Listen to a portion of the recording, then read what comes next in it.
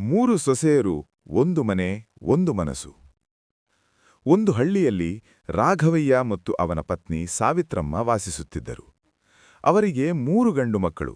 ಮೂವರಿಗೂ ಮದುವೆಯಾಗಿ ಮನೆಗೆ 3 ಸೊಸೆಯರು ಬಂದರು: ಸುಮತಿ, ಶಾಂತಿ ಮತ್ತು ಪ್ರೀತಿ.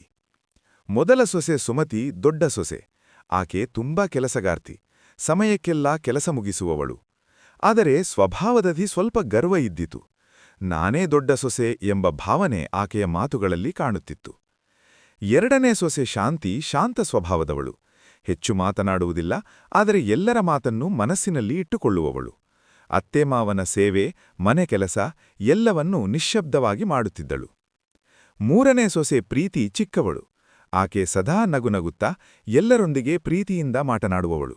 ಮನೆಗೆ ಹೊಸತನ, ಸಂತೋಷ ತರುವವಳಾಗಿದ್ದಳು. ಕೆಲವೊಮ್ಮೆ ಕೆಲಸದಲ್ಲಿ ತಪ್ಪು ಮಾಡಿದರೂ ಪ್ರೀತಿಯಿಂದ ಎಲ್ಲರ ಮನ ಗೆದ್ದಿದ್ದಳು. ಆದರೆ 3 ಸೊಸೆಯರ ನಡುವೆ ಸಣ್ಣ ಸಣ್ಣ ಅಸಮಾಧಾನಗಳು ಶುರುವಾದವು.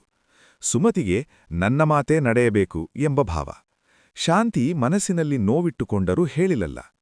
ಪ್ರೀತಿಗೆ ಎಲ್ಲರನ್ನೂ ಒಟ್ಟಿಗಿಡಬೇಕೆಂಬ ಆಸೆ. ಒಂದು ದಿನ ಸಾವಿತ್ರಮ್ಮ ಅತ್ತೆ ಅಸ್ವಸ್ಥಳಾದಳು.